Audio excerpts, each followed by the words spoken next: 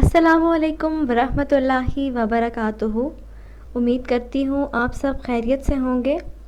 آپ دیکھ رہے ہیں آپ کا اپنا چینل روحانی وظیفے اینڈ ہیلتھ۔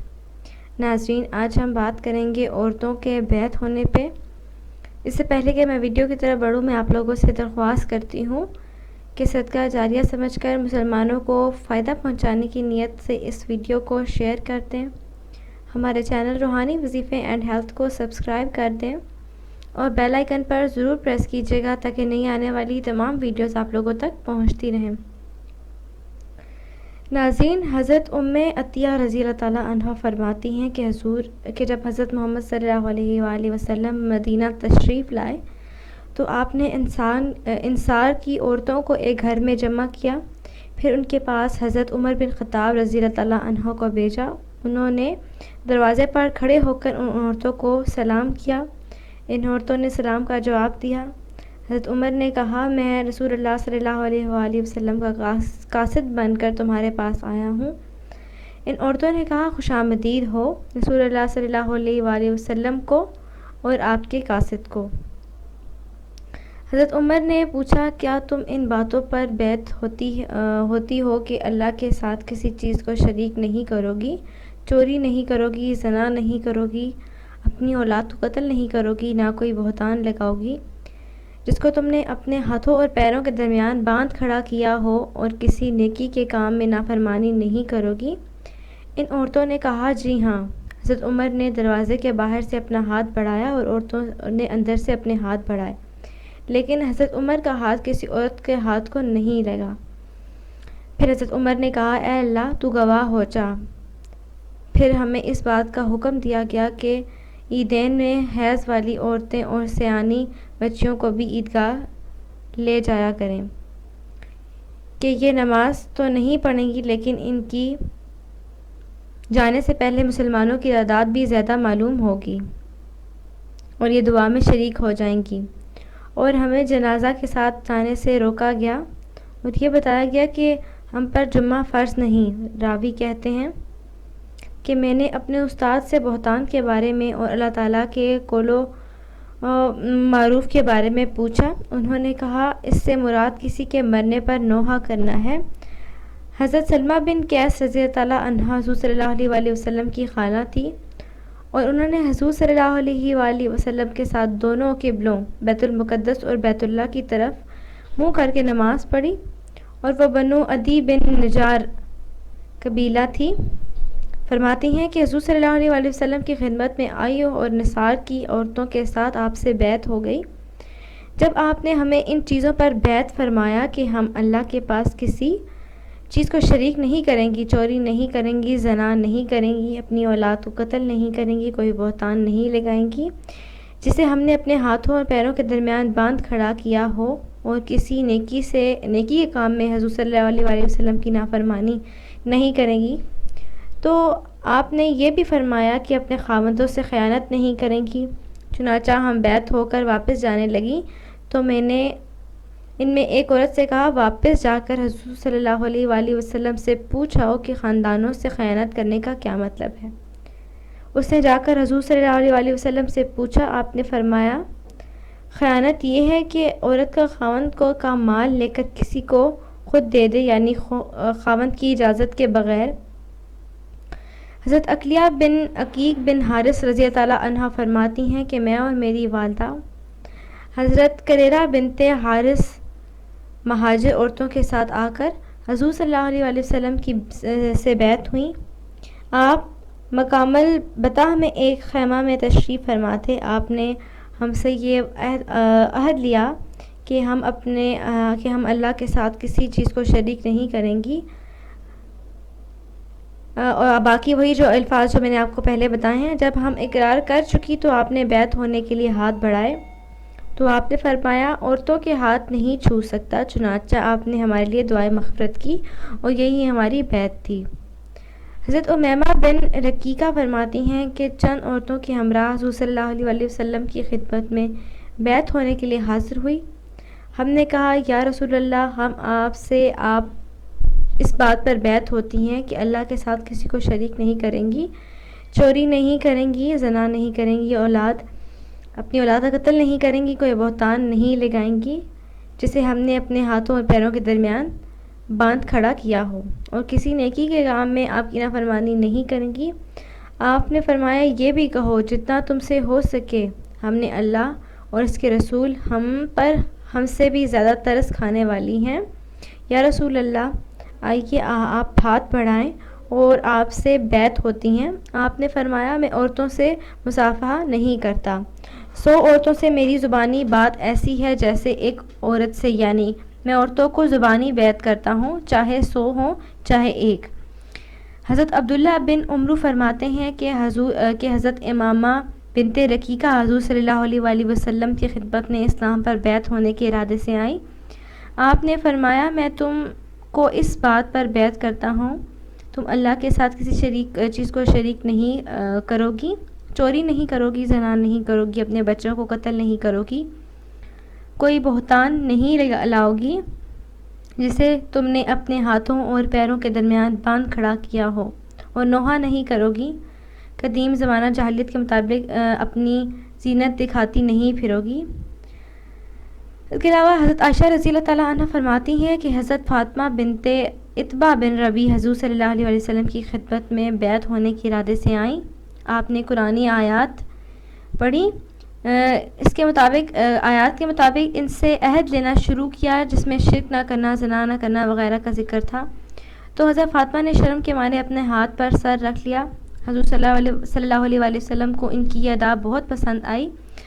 ان کی اس جھجک کو دیکھ کر حضرت عائشہ رضی اللہ تعالیٰ عنہا نے کہا اچھا پھر ٹھیک ہے، چنانچہ رسول صلی اللہ علیہ وآلہ وسلم اس آیت کی مضمون کے مطابق ان کو بیعت کیا۔ حضرت عزہ بنت خابل رضی اللہ تعالیٰ عنہ فرماتی ہیں کہ وہ حضور صلی اللہ علیہ وآلہ وسلم کی خدمت میں حاضر ہوئی، چنانچہ آپ نے ان کو ان الفاظ سے بیعت فرمایا کہ تم زنا نہیں کرو گی، چوری نہیں کرو گی، اور رات کو قتل نہیں کرو گی، نہ ظاہر میں نہ چھپ کر۔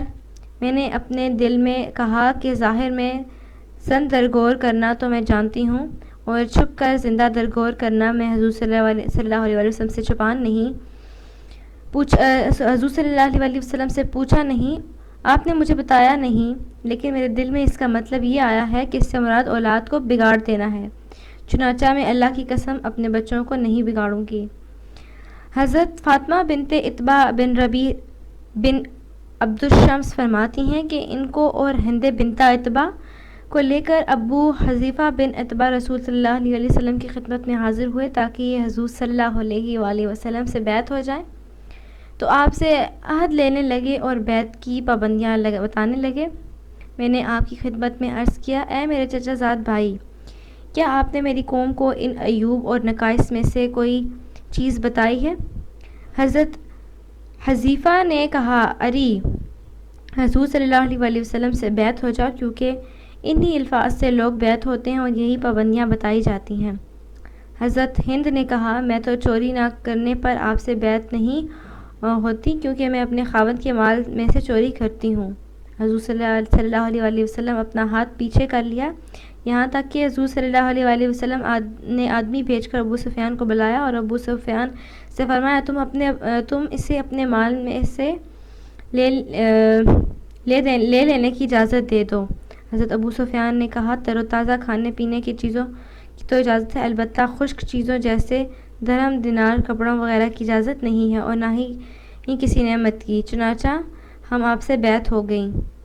پھر حضرت فاطمہ نے کہا آپ کے خیمہ سے زیادہ مبغوض کوئی خیمہ نہیں ہے، اور اس سے زیادہ کوئی بات پسند نہیں تھی کہ اس خیمہ کو اور اس خیمے کے اندر جو کچھ ہے اس سب کو اللہ تباہ کر دے، تو اللہ کی قسم اب سب سے زیادہ آپ کا کعبہ کے بارے میں یہ بات پسند ہے، اللہ تعالیٰ سے آباد کرے اور اس سے برکت دے۔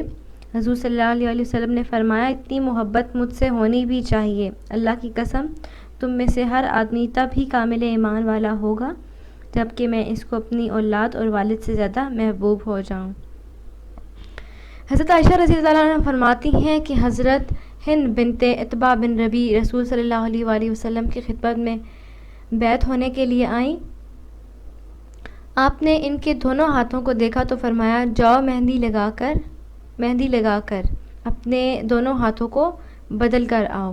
چنانچہ مغیر مہندی لگا کر اپنے دونوں ہاتھوں کو بدل کر حضور صلی اللہ علیہ وسلم کی خدمت میں آئی۔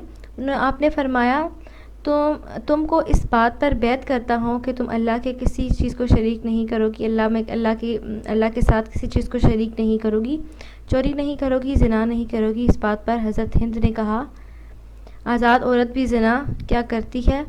پھر آپ نے فرمایا فقر کے ڈر سے اپنے بچوں کو قتل نہیں کرو گی؟ تو انہوں نے کہا آپ نے ہمارے لیے بچے چھوڑے ہیں جنہیں ہم قتل کریں؟ سب ہی آپ نے جنگوں میں مار ڈالا ہے۔ تو پھر وہ حضور صلی اللہ علیہ وسلم سے بیعت ہو گئی۔ انہوں نے ہاتھوں میں سے سونے کے کنگن پہن رکھے تھے، تو انہوں نے حضور صلی اللہ علیہ وسلم کی خدمت میں عرض کیا آپ ان 2 کنگنوں کے بارے میں کیا فرماتے ہیں؟ آپ نے فرمائی یہ تم جہنم کے انگاروں میں سے 2 انگارے ہیں۔ حضرت ہند نے اپنے خاوند حضرت ابو سفیان سے کہا کہ میں محمد صلی اللہ علیہ وآلہ وسلم سے بیعت ہونا چاہتی ہوں۔ حضرت ابو سفیان نے کہا میں نے تو اب تک یہ دیکھا ہے کہ تم ہمیشہ سے محمد صلی اللہ علیہ وآلہ وسلم کی بات کا انکار کرتی رہی ہو۔ انہوں نے کہا ہاں اللہ کی قسم یہ بات ٹھیک ہے، لیکن اللہ کی قسم آج رات سے پہلے میں نے مسجد میں اللہ کی اتنی عبادت ہوتے ہوئے نہیں دیکھی۔ اللہ کی قسم اللہ نے ساری رات نماز پڑھتے ہوئے قیام و رکوع و سجود میں گزاری ہے۔ حضرت ابو سفیان نے کہا تم تو اسلام کے خلاف بہت سے کام کر چکی ہو، اس لیے تم اپنے ساتھ اپنی قوم کے کسی آدمی کو لے کر جاؤ۔ چنانچہ وہ حضرت عمر کے ساتھ گئی۔ حضرت عمر ان کے ساتھ گئے اور ان کے لیے حضور صلی اللہ علیہ وسلم کے داخلے کی اجازت مانگی۔ وہ نقاب ڈالے ہوئے حضور صلی اللہ علیہ وسلم کی خدمت میں حاضر ہوئی۔ آگے بیعت کا قصہ ذکر کیا۔ اسی روایت میں حضرت شعبہ سے یہ منقول ہے کہ حضرت ہند نے کہا کہ میں تو ابو سفیان کا بہت سا مال ضائع کر چکی ہوں۔ تو ابو سفیان نے کہا تم میرا جتنا مال ضائع کر چکی ہو وہ سب تمہارے لیے حلال ہے۔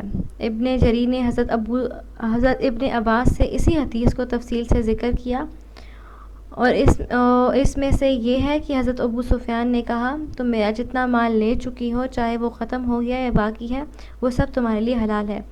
یہ سن کر حضرت حضور صلی اللہ علیہ وسلم ہنسے اور آپ نے ہند کو پہچان لیا اور ان کو بلایا۔ انہوں نے کہا رسول صلی اللہ علیہ وسلم کا ہاتھ پکڑ لیا۔ حضور صلی اللہ علیہ وسلم نے ان سے توجہ ہٹا کر باقی عورتوں کی طرف توجہ ہو کر کہا آپ نے فرمایا نہیں اللہ کی قسم شریف عورت زنا نہیں کیا کرتی۔ آپ نے پھر عورتوں سے کہا وہ اپنی اولاد تو قتل نہیں کریں گی؟ حضرت ہند نے کہا آپ نے ہی تو ان جنگ بدر کے دن قتل کیا ہے، اب آپ جانیں اور وہ۔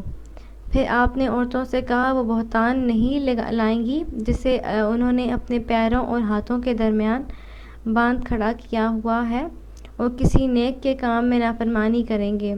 آپ نے ان عورتوں کو نوحہ کرنے سے منع کیا۔ زمانہ جاہلیت میں عورتیں کپڑے پھاڑا کرتی تھی، آپ نے ان تمام کاموں سے منع فرمایا۔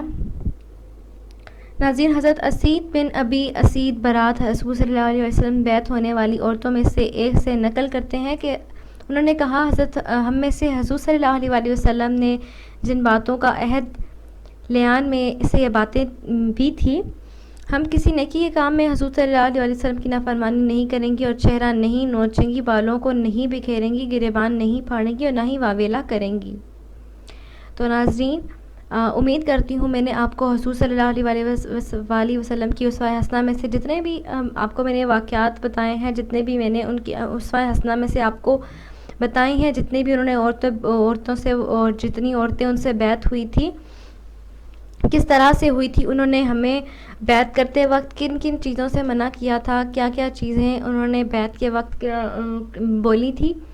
تو ناظرین، ہمیں بھی انہوں نے زنا کرنے سے، چوری کرنے سے، اولاد کو قتل کرنے سے، بہتان لگانے سے انہوں نے جو ہے منع کیا تھا۔ تو ناظرین، ہمیں بھی ان کاموں سے بچنا چاہیے۔ امید کرتی ہوں آپ کو آج کی ویڈیو پسند آئی ہوگی۔ مزید اسی طرح کی ویڈیوز دیکھنے کے لیے ہمارے چینل روحانی وظیفے اینڈ ہیلتھ کو سبسکرائب کر دیں اور بیل آئیکن پر ضرور پریس کیجیے گا تاکہ نئی آنے والی بھی تمام ویڈیوز آپ لوگوں تک پہنچتی رہیں۔ تو ناظرین، ابھی تک کے لیے اتنا ہی، اگلی ویڈیو تک کے لیے اجازت چاہتی ہوں۔